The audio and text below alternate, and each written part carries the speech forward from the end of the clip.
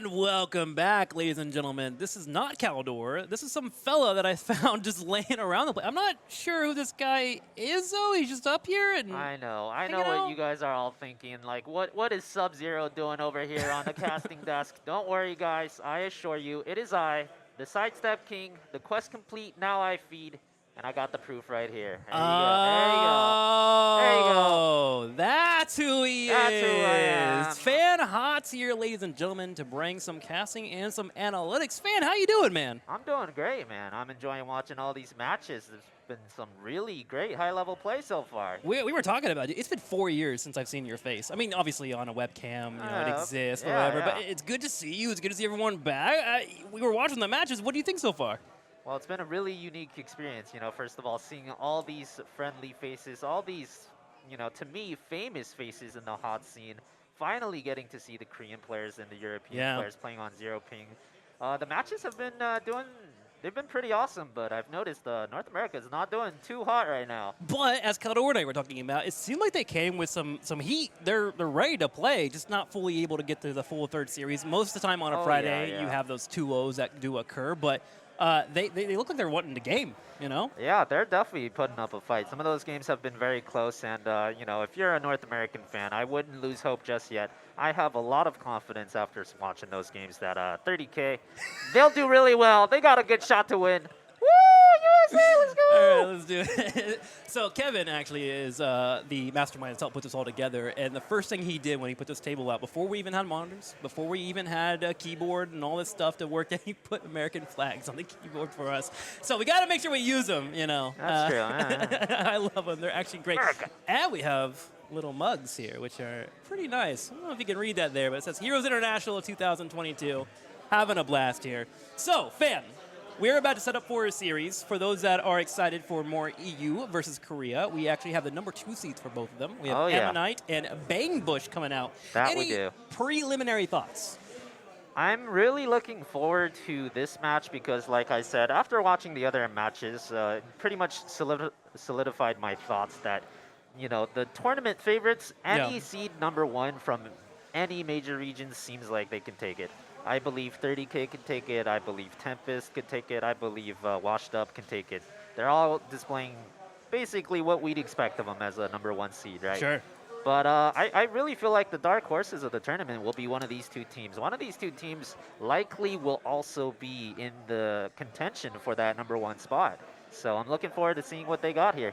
Yeah, it's really interesting how Ammonite's going to unfold because they are, we talked about it earlier with Khaldor and whatnot, is that in Korea they're starting to have a little bit of depth issues when it comes to people that are actually playing HOTS. And this was a second team that kind of came together. In fact, Hyde used to play with Lockdown, and as you told me, they're brothers. I actually did not know that in the entire time that I was casting HOTS last couple of years, so that might just qualify some people that say I'm potato at my job. But still, Hyde is actually playing, and he's brought Reset as well. These are OGs from back in the day.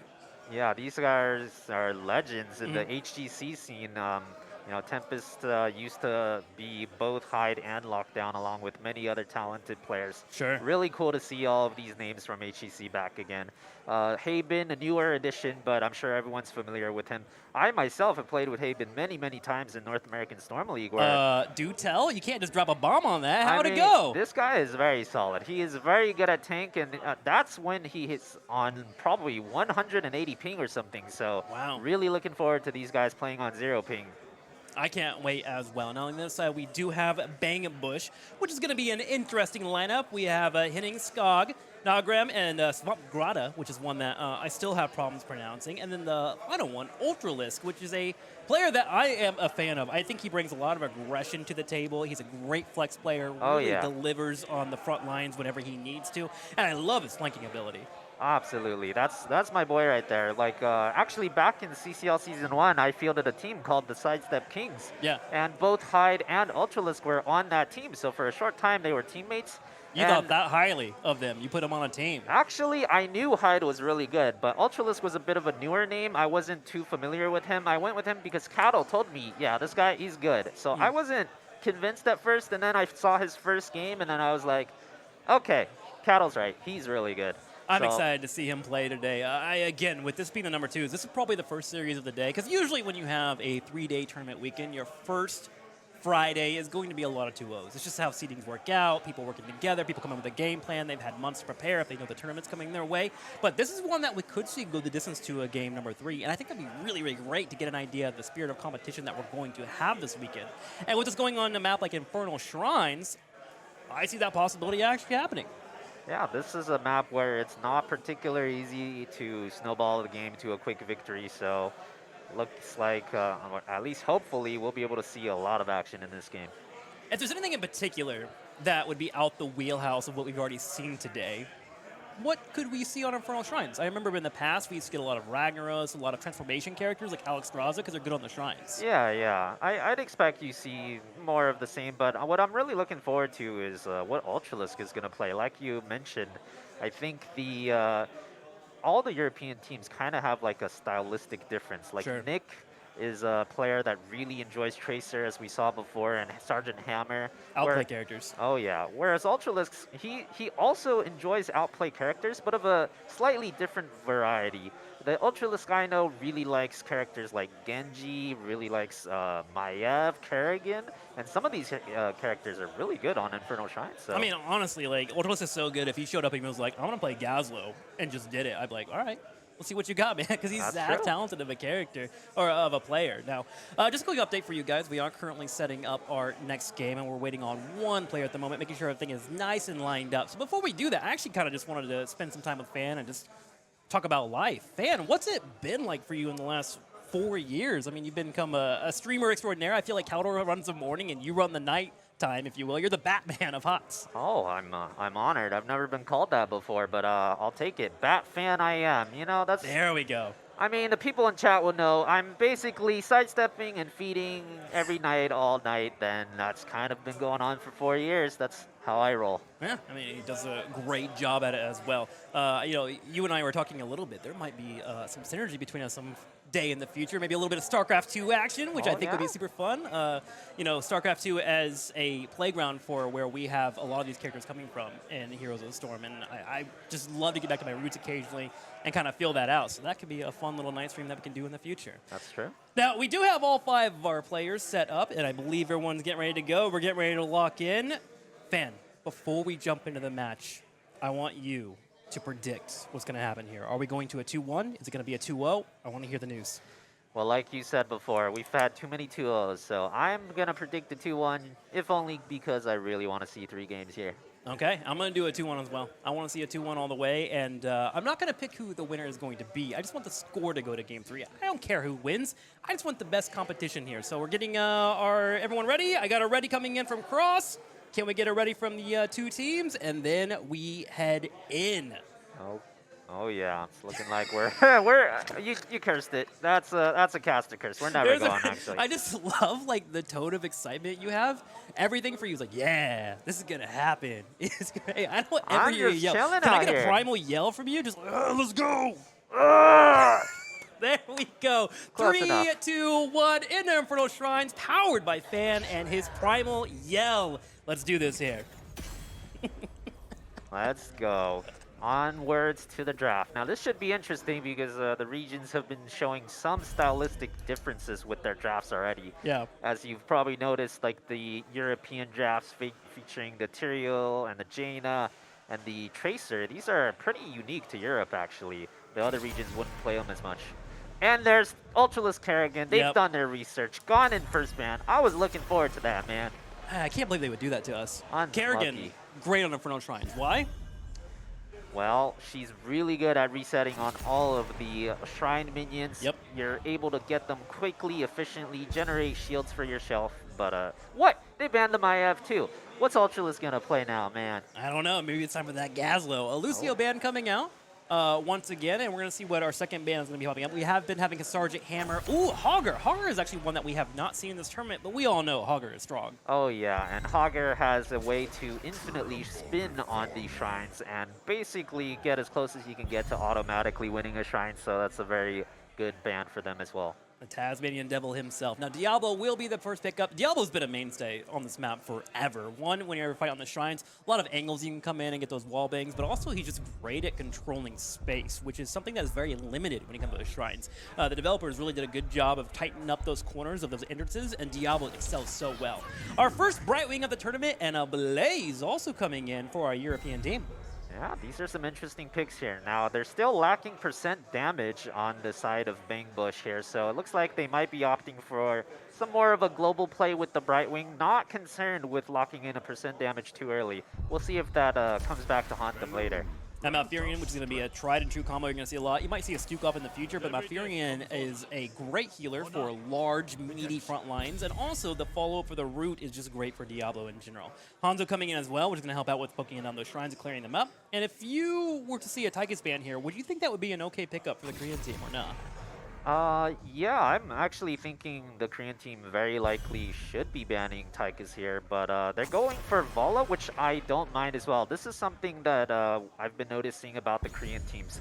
They think that Vala is a extremely strong hero. You'll notice I'm playing it very often, and watchers of my stream will know that I've been espousing the same idea. So I am very much in agreement with the Koreans on this one. I think Vala is often one of, if not the best damage dealers available right now. I feel like you've been one of the Valas since this game has come out. Like, I've always seen you just fragging on that character. You know how to work your auto attacks in and out, so totally echo that sentiment. Sylvanas and a Nubarak coming in for the third and fourth pick. A lot of control, a lot of CC. Oh yeah, this gives them a lot of flexibility too. They don't necessarily have to take the fight. Sylvanas and Brightwing means they have good global control and good split pushing capabilities. So if they want to, they can play the map, but they can also look to engage in team fights. An old, tried and true Sonya. Some would say that you kind of want to stay away from Sonya because she's more of a stat checker. You want to make sure that you're set up for those regards. But when it comes to Infernal Shrine, she's also another one of these that can really hold down the Shrine, keep yourself healthy, and keep her ultimate running. Absolutely, and this is another bit of a, I would call this Korean meta as of right now. Not many other regions are running Sonya in particular, but I see Korea run it all the time. Other regions, more about the Dahaka, the Hogger, the Blaze, the Leo these days. Yeah, I feel like in North America, we had a Spa one trick that used to play Sonya all day, but I don't think he plays anymore, so I haven't seen much Sonya laying around. Imperius coming in to add on top of that CC. Every single person for the European team has some kind of lockdown, some kind of knock-up, some kind of hard engage that stops the opposing team from using their hero. They are looking for picks. Oh yeah, this is CC galore here. This might be a struggle for this Sonya. The one saving grace here, I would say, is it's going to be harder for them, very hard potentially, to kill this Diablo. There's very minimal percent damage here outside of Sylvanas' level 1 and maybe Imperius level 1. But that is very scary to go against. That is a lot of CC. That it is. All right, ladies and gentlemen, let's go ahead and head into our third series of the day. The number 2 seeds, Ammonite and Bangbush, facing off. Fan, I'm excited for this match, dude. It's good to be casting with you. It's good to see you again. Thanks for coming out. Yeah, Big my deal. pleasure. Same to you. I hope you enjoy your weekend, man. Straight up. I've already been enjoying the legendary Trig Khaldor duo. You can never forget about that. Well, thank you, man. I appreciate that. You know what? Let's go ahead and have you do the first introduction. Let's go ahead and go with the blue team. Yeah, so the blue team Ammonite, Reset playing the Hanzo, Diablo with Spell, Hyde playing his Malfurion. Very famous for that, by the way. Haben on the Falstad, and Sonya is played by H82. And for the red team on the right side, Brightwing being played by Hitting. Gonna have Swamp Granta playing Blaze, Nagram playing a Nubarak, Skog on Sylvanas, and Ultralisk showing off the Imperius with 2 bans being drawn out by the Korean team. They are certainly respecting him. Oh, yeah. Straight to the middle. Lay it on me, man. What are we looking for from our teams? Well, this is already very interesting because they've banned Ultralisk's first 2, you know, his the ones he likes the best, the melee assassin. So he's actually going with an Imperius in the 4-man in the place of a melee assassin. You don't see this very often, but it can work when you have this much CC. Nagram tries to go in for a hard engage, actually dodged out, and beautiful play by Hyde. He immediately followed up with a root, so the Nubarak was locked in place. took the offensive play and moved it into a straight defensive play. But oh my gosh, the Europeans are just running it down. They are trying to hold these bushes and make the Koreans slow down the rotations. Oh yeah, you see the noob was predicting someone would be there, even though no one was there. I like that kind of play. It's very proactive. Look at the top side, though. They're trying to overload that Blaze. We had Falset and Sonya run straight on in and try to get some damage. Blaze went down to half HP, and that is going to be a huge indicator here for Skog. They're going to turn on that Black Arrow trait, go straight for the turrets, and attempt to burn them down, which is going to force a rotate from Diablo. Yeah, that was very successful by Bang Bush right there. Very good. Almost took a wall. Almost, you know, they can come back anytime, and really, blue team did not get anything out of that. Going to have the siege camps grabbed right away, get some pressure in the middle of the map. You're going to see Haven and crew working together and Diablo holding that bush. It's what you should do as a tank player, and make sure to hold that bush if anyone were to come in for an evade. That will not be occurring here, but I like the thought process of making sure nothing happens to your team. Yes. Oh, Ultralis in some trouble. Can they get him? Phase shift! Oh! And he gets out with 1 HP. Really good phase shift by Henning. Henning on top of it there. That damage will continue to build up over time, Reset and crew, but this is going to allow for them to move to the middle lane and clear out that camp. And Sonya even coming down to help out as well, as Blaze and crew are taking a bit of a hit. It looks like in terms of macro, that little kill or damage on Imperius really set up this entire team. Ammonite feeling great. Oh yeah, right now the camps are 2-1 though, and with Bang Bush slightly ahead in camps, so I doubt they're too upset about anything right now. What do you think about this camp timing here, coming in? Are we going to wait for the shrines to pop up? Because normally you want to have that up and trying to put pressure on the map. This is a little bit on the earlier side coming in. Yeah, it absolutely is. They might take it right now. They might also hold it. I would rather they hold it, but let's see what they do here. Spell's taking a little bit of damage. It's no big deal, but this could matter later. If he's forced to use tap now, he will not have it for the shrine.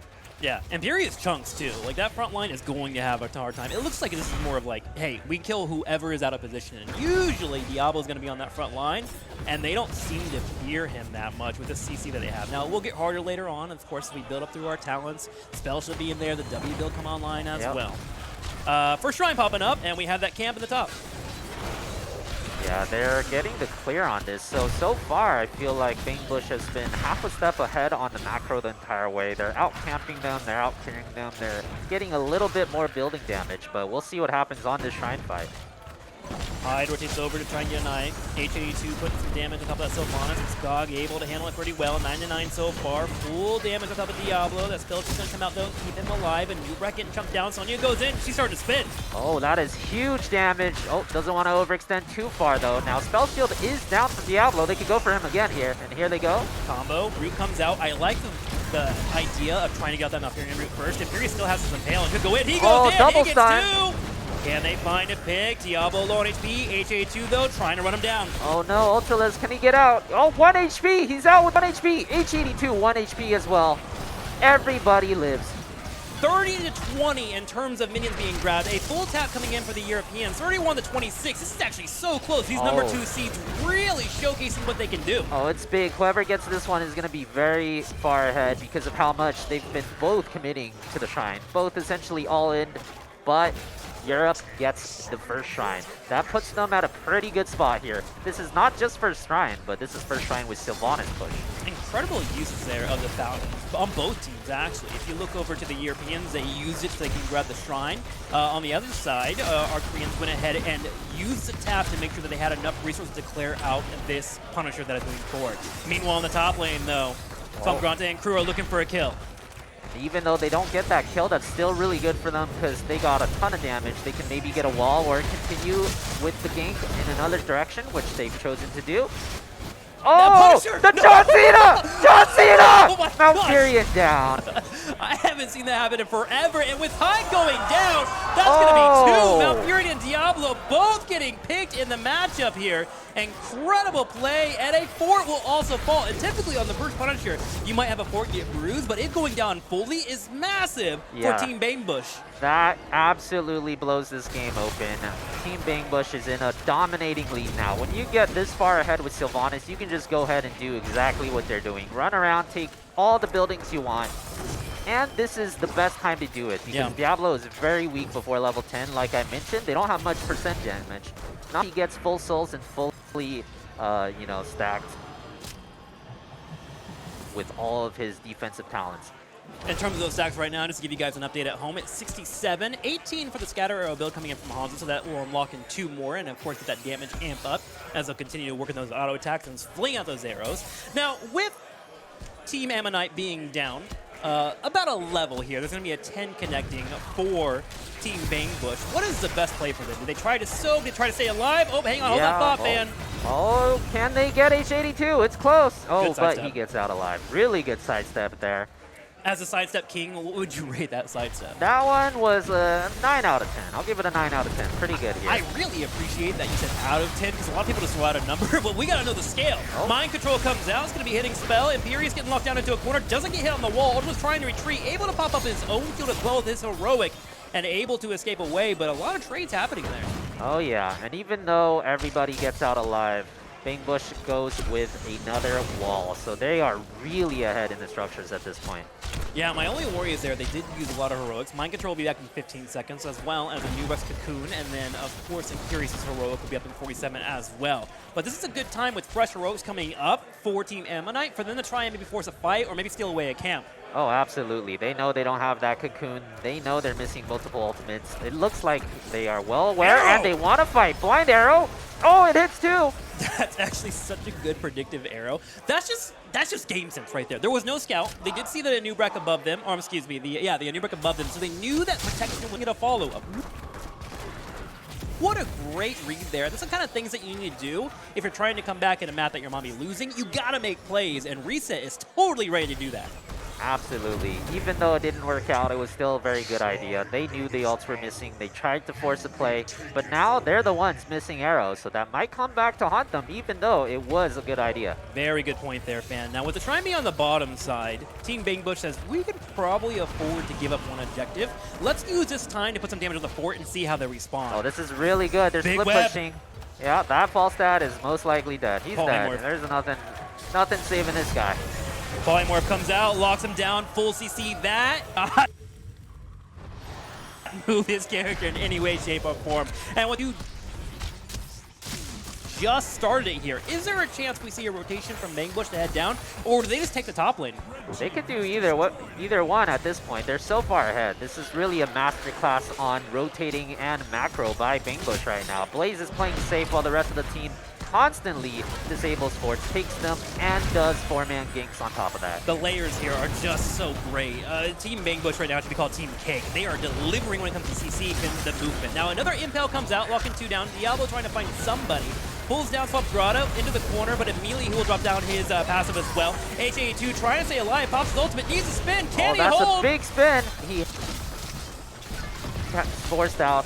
Tranquility used as well. Nothing's dying yet, Trick, but it's close. Once again, both teams all inning for the Shrine. Whoever loses here is going to suffer a massive loss. The difference here is Link heal is up as well as Imperius' ult. Another combo comes out, and Sonya gets completely deleted. Diablo also gets locked down with a web spell, trying to retreat by in time. Here goes straight into an Imperius reset, trying to bring in some arrows, but I think Spell might just be in trouble, or at least has to retreat. Yeah, he's W-build Diablo. It's really hard to kill him. Okay, he's walking out. He says goodbye.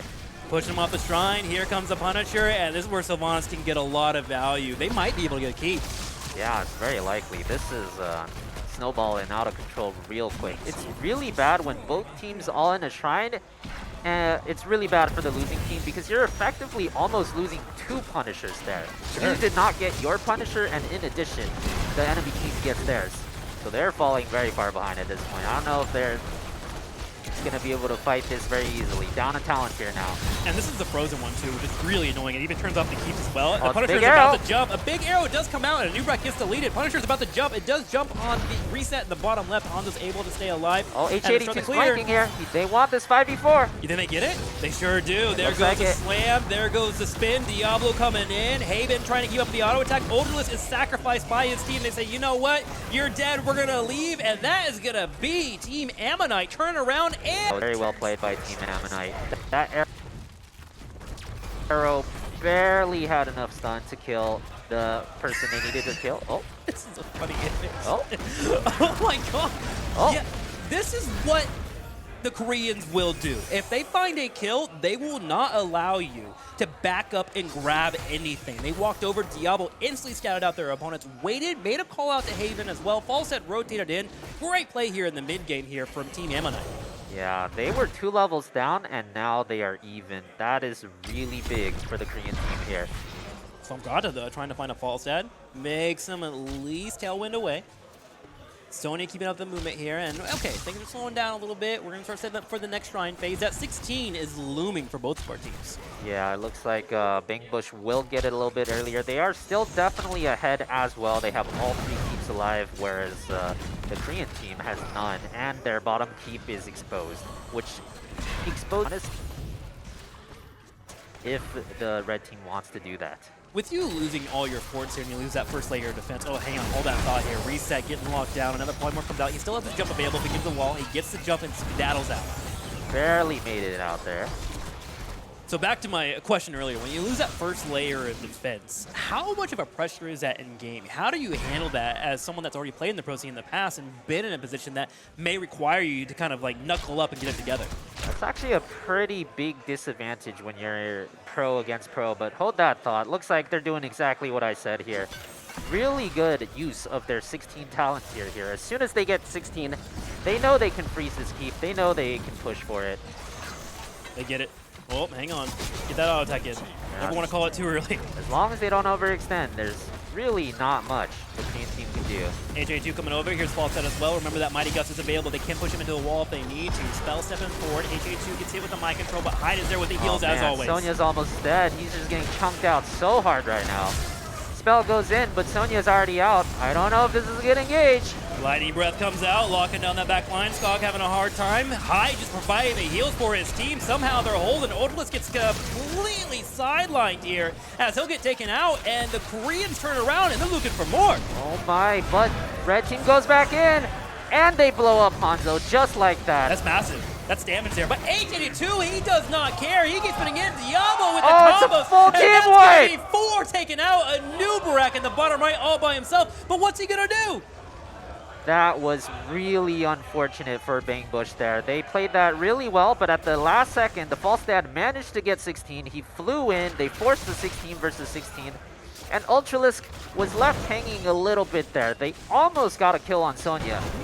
But at the very end, it was Ultralisk that was exposed. And as soon as he went down, Ammonite really forced the 5 versus 4 and just chased everyone else down. That was huge. I gotta shout out Sonya. HA2 has gotta be at a point where his heart is just beating so fast. He's gotten down to underneath a 1/5 of his HP bar multiple times, but Hyde is there to help him out. The spins are there to help him out as well.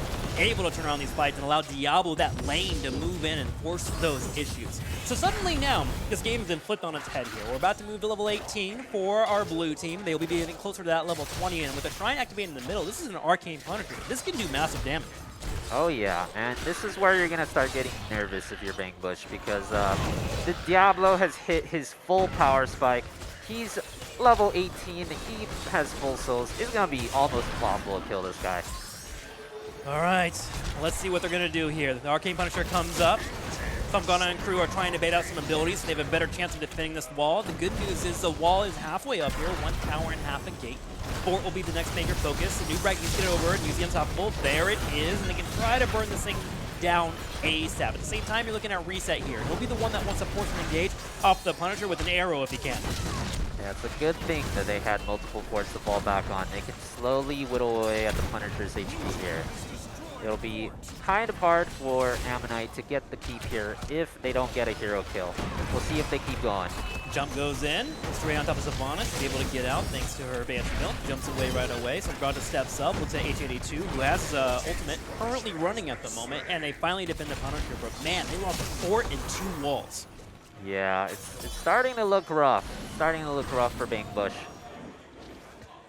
We do see 20 looming around the corner, but what's the setup here? Spell is doing such a great job of really keeping an eye on the vision, watching out for any surprises that could happen, setting up his team. These are the things that you need to do as a tank player in these high-tense situations. Yeah, and with the false stat, they're not going to be too worried about only missing their keep in one lane, too. They can defend that very easily with a global. Yep, the power of globals really use that cooldown.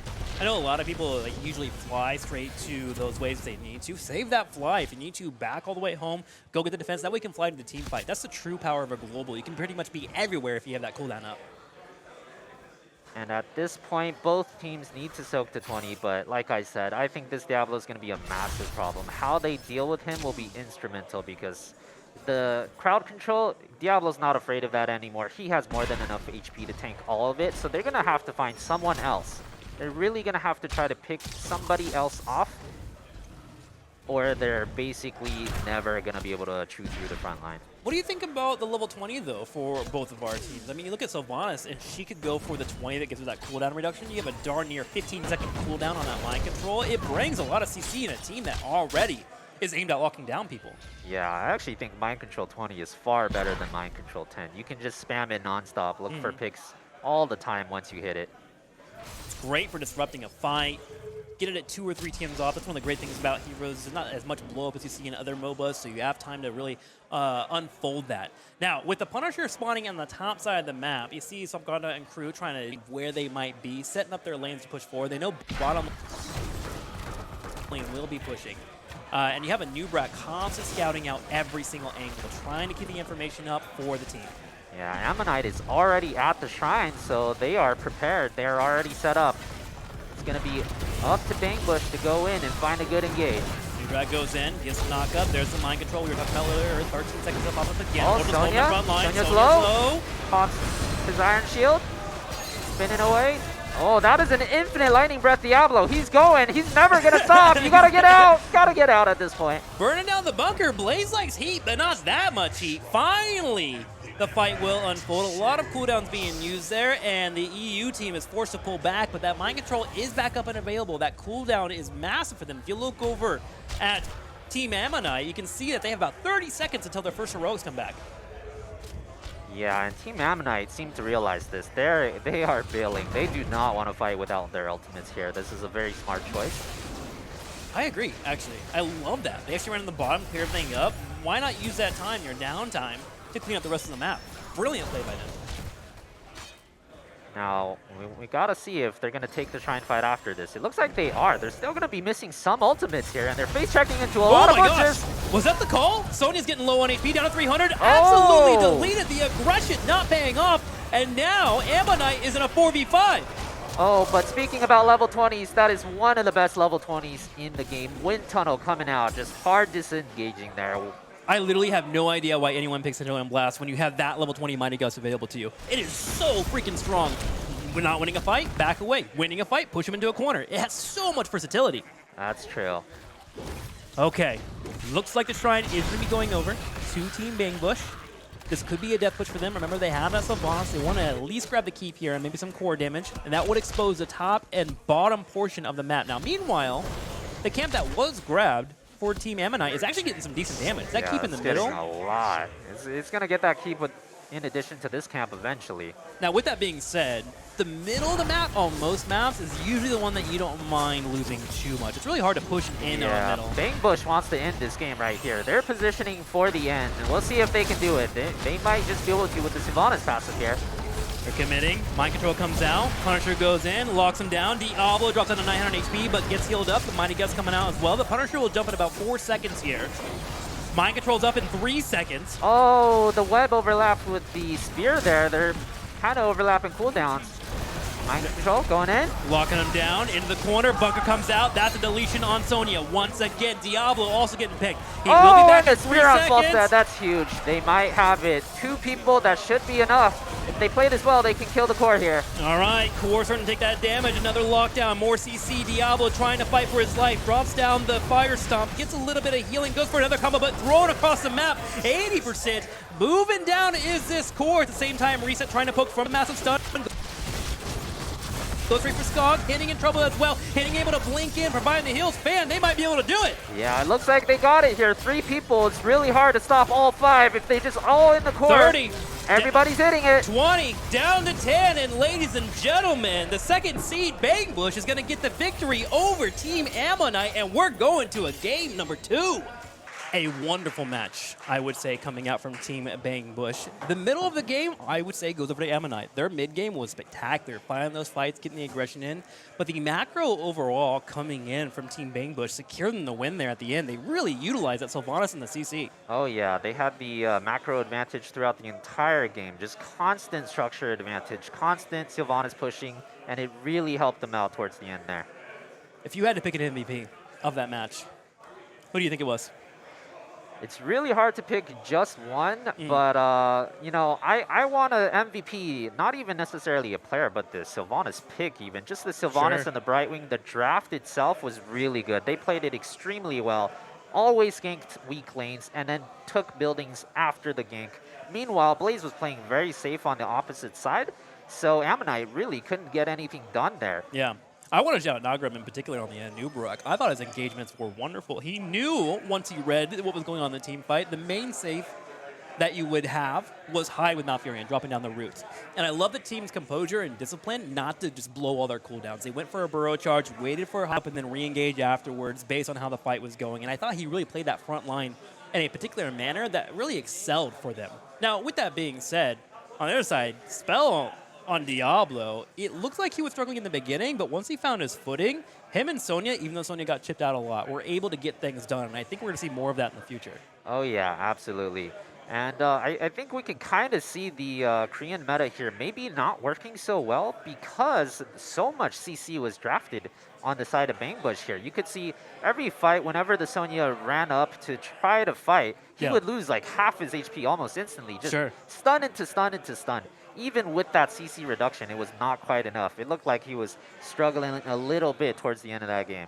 My favorite thing about casting with pro players or even getting analytical information is that you've been in the seat before in the past. You've been in a position where you may have gone down a map or you've been in a situation that was a little bit on the rough side. What's your first step to making sure what happened in game number 1 doesn't affect Ammonite again? Well, I would say usually when in the pro player seat, you just forget about the game. You know, it's not even like they got stomped or anything. They played a good game. They almost pulled it back from being like over 2 levels behind at one point. So just reset your mental, get ready for the next game, and, you know, just hone in on what you need to do. Some kind of major CC here. Like, Blaze is the main pick for a lot of teams. Is there a world where that ban changes, or, you know what, we're pretty okay with it, just play better? Well, the scary thing about playing against teams with players like Ultralisk is the second you want to change your draft, get rid of maybe the Brightwing or the Sylvanas, well, you've opened up the Kerrigan or you've opened up the Maya. That's a good point. Yep. That's a rough one there. Well, we are going to wait on Team Ammonite. They have the choice of going for first pick or picking the next map, and then we will adjust and go forward from there. Are you familiar with the Korean meta nowadays? Do we see them pull out a map like Battlefield of Eternity, where they love to have their aggression in their fights, or do we see something different from them?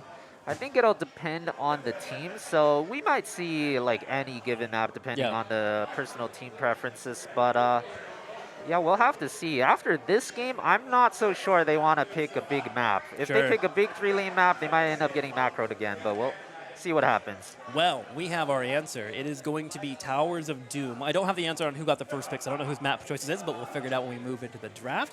Towers of Doom, a map that I think we will continue to see throughout the weekend. I'm going to say every time, my favorite map. I love this map. There's so much strategy, so much to do, so much to really pull off here. Is this a world where we continue to see a tried and true combo from the Koreans, which is Johanna and Dahanka, which their synergy, when it comes down to it, you'll have Spell on the front line, and then you immediately have anyone come in from the top side, and you get that coordination on one target. Is that something that we might see here? Oh yeah, it's definitely possible, especially after that last game where they were constantly getting out-cleared and out-pushed. Very likely they want to draft some more wave clear and some more globals just to make sure that what happened last game doesn't happen again to them.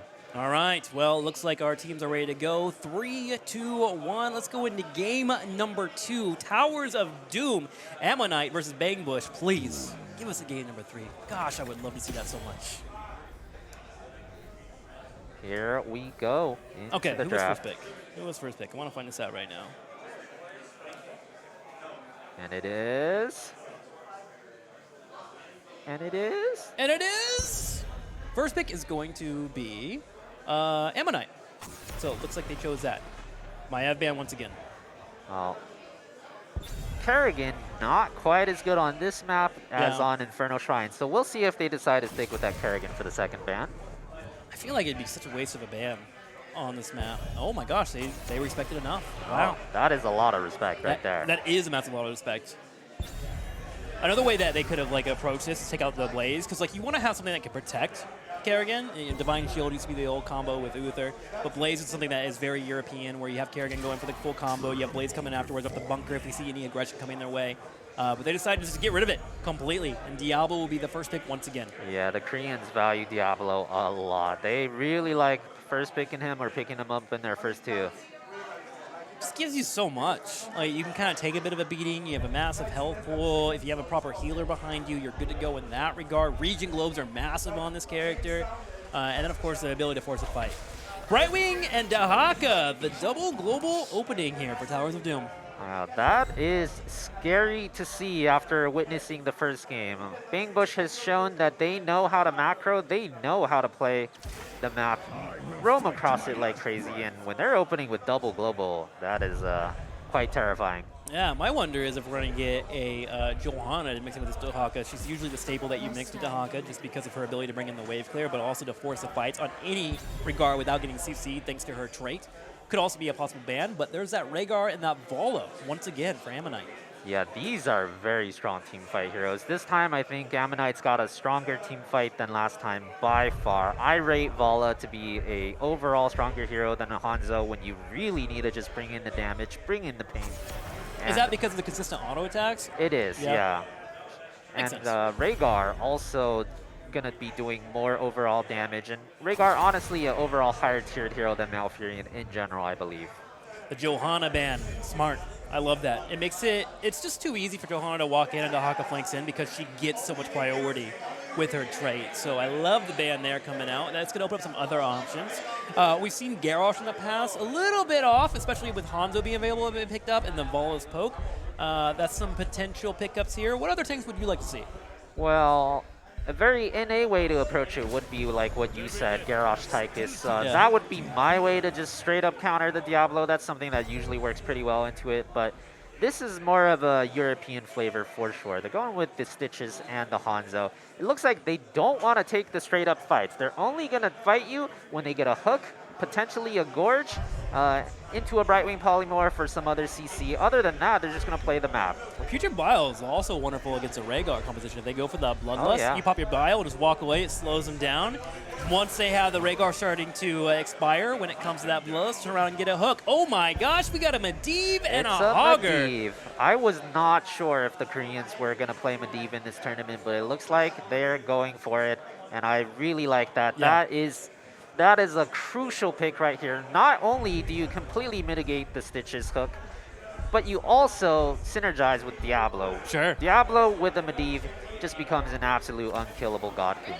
Give them the hard engages. And the answer from Team Bangbush will be a Sergeant Hammer coming in for consistent damage from afar. Also gives you a lot of control, the ability to make sure that you can cleanse yourself. Working with the Brightwing, burning down towers. She's very good at sustained long team fights. What do you think about the Sergeant Hammer? I do like the Sergeant Hammer most of the time. I'm a little skeptical in this draft, though, a little bit nervous. The Team Ammonite, they're going for hardcore team fighting. They're going to come at you hard and fast here. And I've played the Vala versus Hammer matchup a lot of times in Storm League, and at this point, I'm pretty confident that if both players are equal skill, Vala actually usually comes out ahead on that. Really? If she's able to connect and you're not able to completely outrange her, if she ever finds an opening, she pumps out more damage than Hammer can return. So we'll have to see if she can do that this game. So is that like a vault forward and to just drop all your cooldowns into the Sergeant Hammer and back away? Or is it more of like you just commit fully to the fight? Yeah, no matter what build you are, you basically just gotta somehow get in attack range of the Hammer and then fully commit. And if you fully commit, usually the Hammer's the one that has to run. All right. Well, let's head into game number 2. Bangbush versus Ammonite. Do me a favor, introduce the red team, Mr. Fan.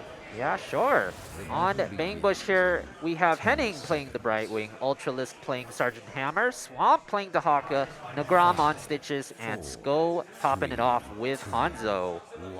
All right, and on the opposite side in the blue team, it's going to be Team Ammonite. High play in Rhaegar, H82 on Hogger, Spell on Diablo, Reset on Vala, and Haben. Showing our first Medivh of the tournament.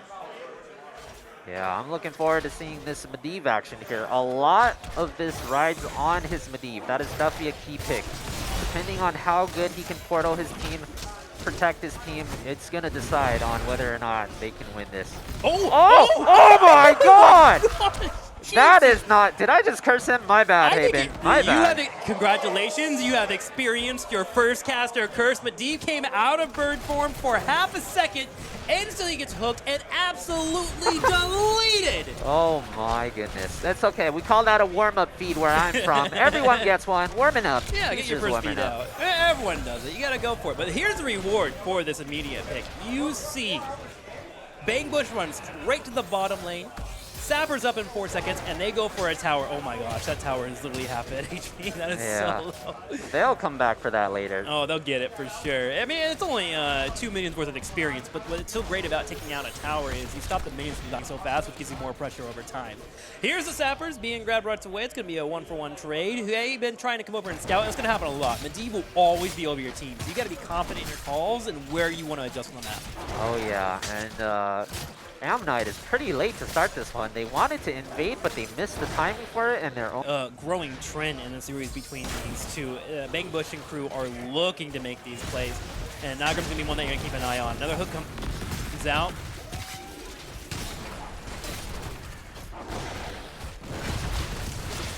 Reset in a perfect position, doesn't care too much, kites away, doesn't even try to vault, knows the perfect spacing.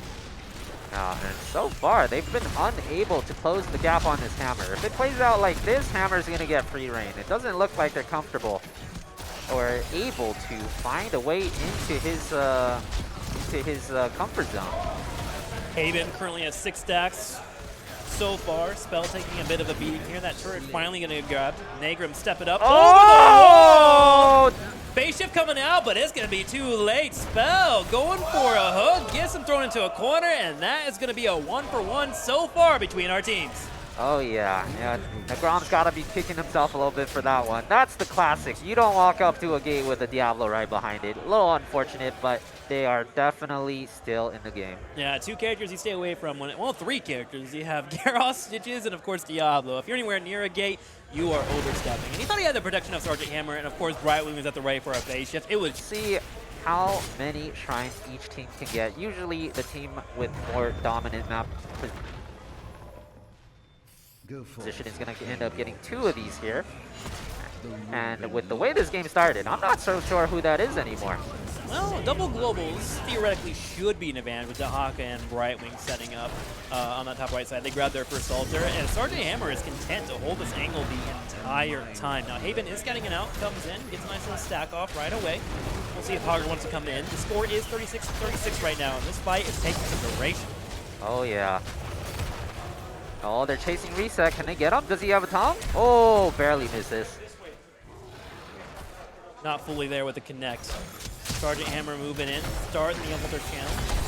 Gets it down to about a quarter. Medivh gets the full hook there. Hyde trying to walk away from the fight, low on HP. Spell goes in for a combo, dances out once again on this portal. The portal play being on point so far, but Sonkranta chasing out Medivh, and Henning is able to grab the next altar. The score will be 36-32.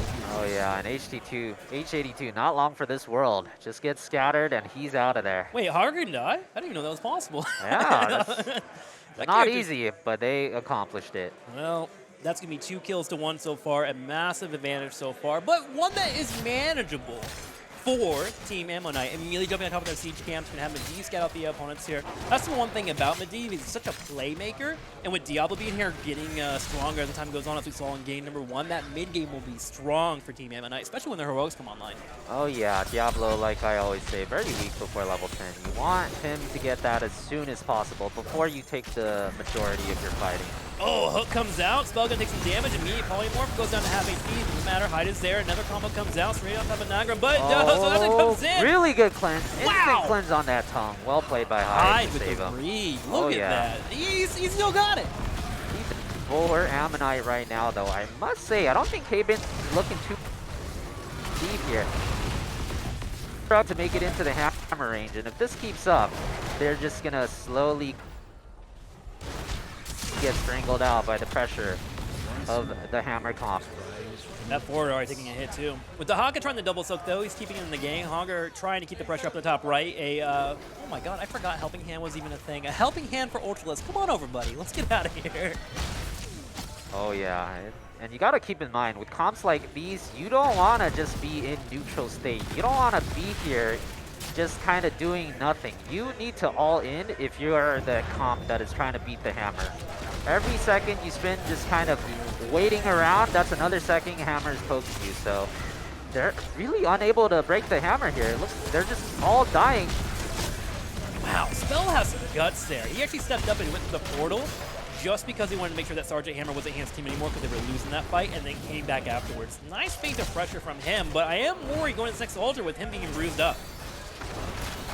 Are we going to see a ley line? That could be big. That's the one potential way to completely break the hammer composition. We'll have to see what kind of ley line he gets here and if they can actually all in off of it. And a shockwave coming in from Hogger as well. Fight breaks out immediately. Medivh's skill comes in, able to walk away, hide, staying alive. Spell comes up. There's the ley line. That's pretty big. Will they go straight into the lightning breath? Not going quite for yet. Hanzo. They don't get him. He's out. He's able to skedaddle away. Henning keeping it up. Ultralisk finally taking some damage here, but turns around and gets his own auto attacks off. Spell trying to retreat, but also helping out the team as much as he can. Nagram goes out. Does he have a hook available? Can he land it? Looks like he had it, used it earlier, and that is going to be an altar coming out for Team Bangbush. But what a great team fight. Not all team fights have to come to kills. That's true, yeah. Everybody getting out with 1 HP there. Diablo just barely slipping out. Just a quick update. His passive is finished up, Black Soulstone for Diablo, so he is getting to a point where he's nice and healthy. Arcane Rift at 22 stacks of the 40 needed.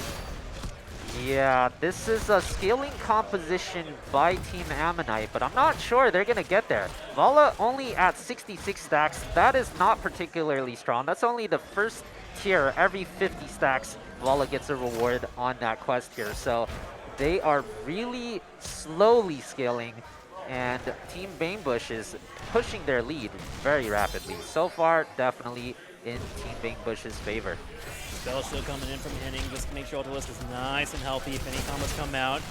Agram stepping up. Vala out of position. A circle wheel comes out. Another BFG resets low. Trying to keep the damage up in the fight, but also being in a spot where he can help out. Rhaegar will get picked off. Hyde absolutely destroyed here. HA2 trying to come in, but there's no healer and there's no damage.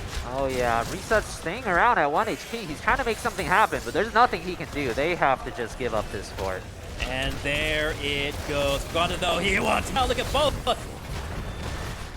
Bo's able to dash forward, trying to get in, but no, she's gonna get picked off, and that's gonna be 5 up here for Team Bangbush as they continue to stomp this bottom lane. Oh yeah, and it's looking out of control now. That was 5 versus 4 where they you can tell they're really getting desperate, because even after one of them died, they're still trying to make the all-in happen. And in return, all they got was, well, they lost everything. One altar will come up. Brightwing already locking down there. Ultralisk will stay in the bottom lane and just protect his power with his life. Dahaka, meanwhile, holding the top side while Sappers are being grabbed by Hogger. 13 has to be grabbed from Team Ammonite, and if you look at the score, it is currently 36-23. There's still time here, but things are looking dire. Yeah, after that last fight was effectively a all-in by Ammonite because they took their Hogger too. They took the guy double soaking, so now they lost double soak for a long time. They lost their bottom 4 and they lost the fight. They're losing on all fronts. The way you're talking here, fan, things are looking really rough for Team Ammonite. What's the first thing to make it work out for them?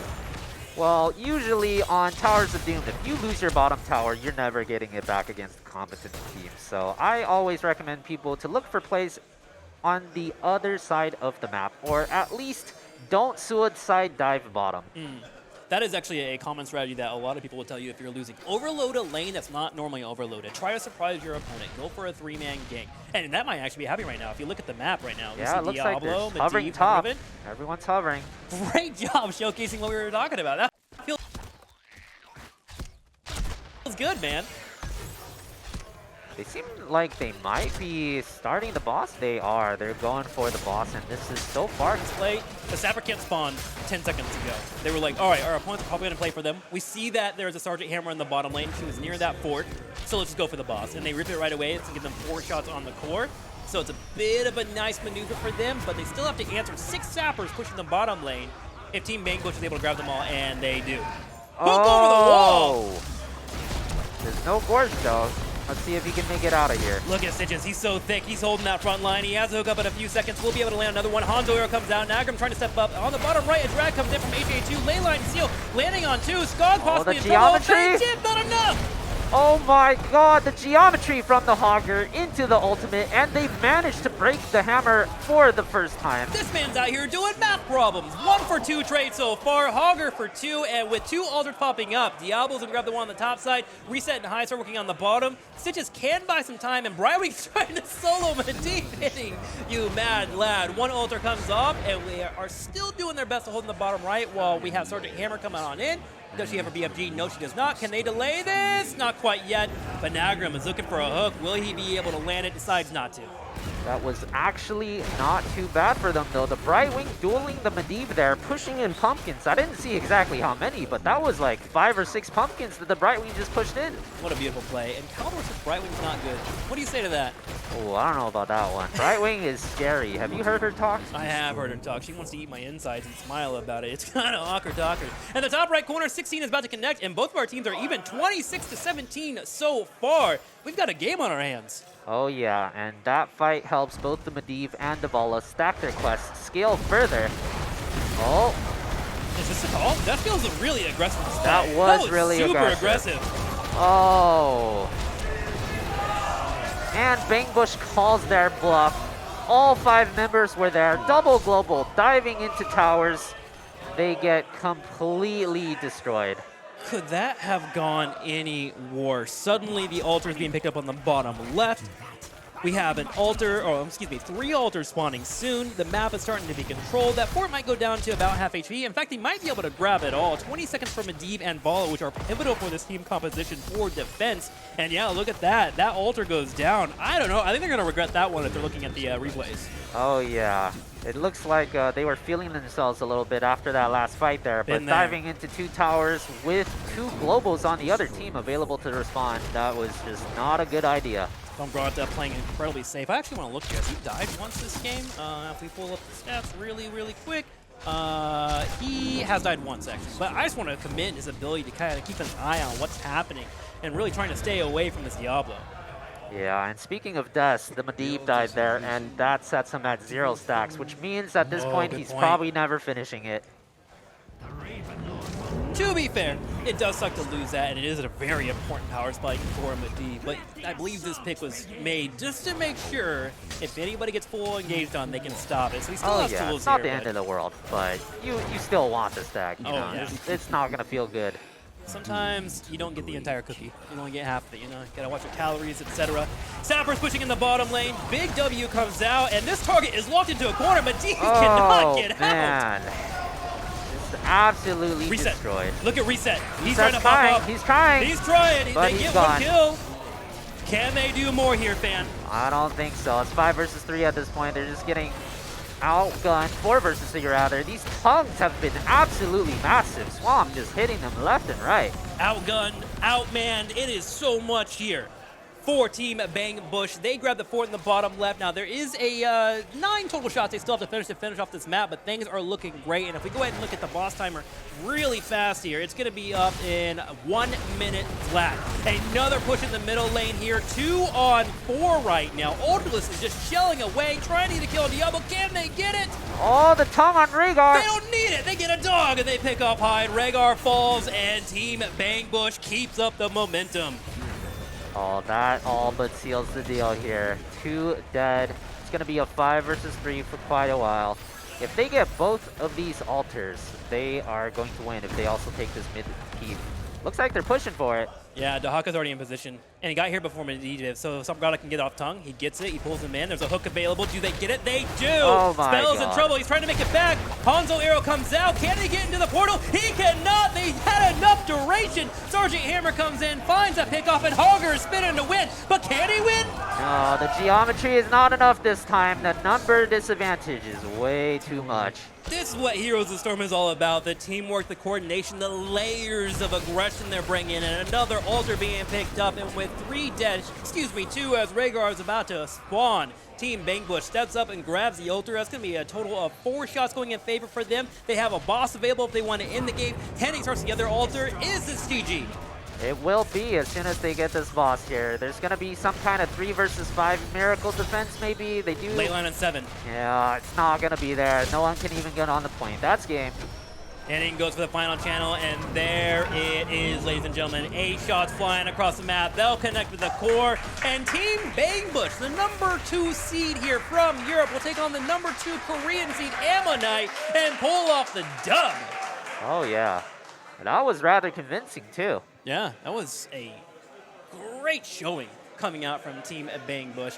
Ammonite and crew looking strong, but a couple of slip-ups in the early game seemed to really rock the rocker. Oh yeah, and I have to point out once again, like Medivh is a hero where you really have to be one with your team. You have to both mechanically understand it very well, and your team has to understand how to play with it. And in that game, I felt like both were kind of lacking.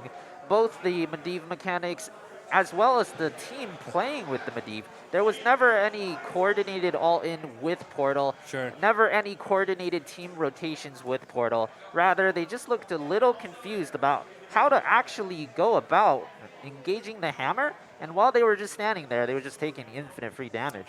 I gotta shout out Bangbush, though. My gosh, they did such a great job of understanding the Medivh on the opposite side at the end. What are they trying to go for? What are they trying to play? They're obviously trying to get this hard engage with Diablo, and we had that fight in the end where there was literally 4 seconds in CC to outlast the duration of the portal to get a catch on Diablo. So huge understanding of Bangbush for being able to turn around and get those Ws. So before we go to break, I want to get your final analysis on that entire matchup. What do you think, and who do you want to come in?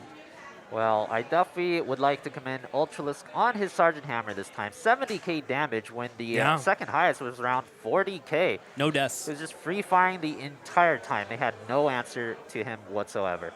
Beautiful job there by Team Bangbush. They will get the win here with a 2-0 over Ammonite. Up next, we have another series coming your way, and we're going to bring in Khaldor and Justin for the next cast. So we'll see you guys soon. Thanks for watching.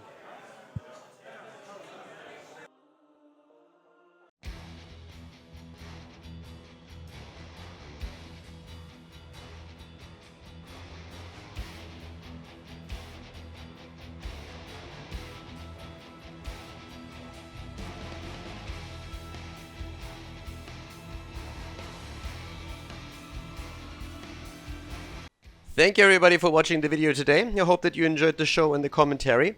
And keep in mind that the spoiler protection that is going to run for the rest of the video is made possible by all the support on patreon.com.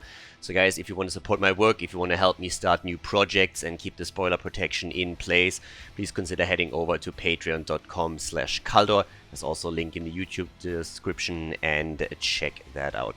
Thanks in advance, and see you guys next time with more esports coverage here on Khaldor TV. Have a great day.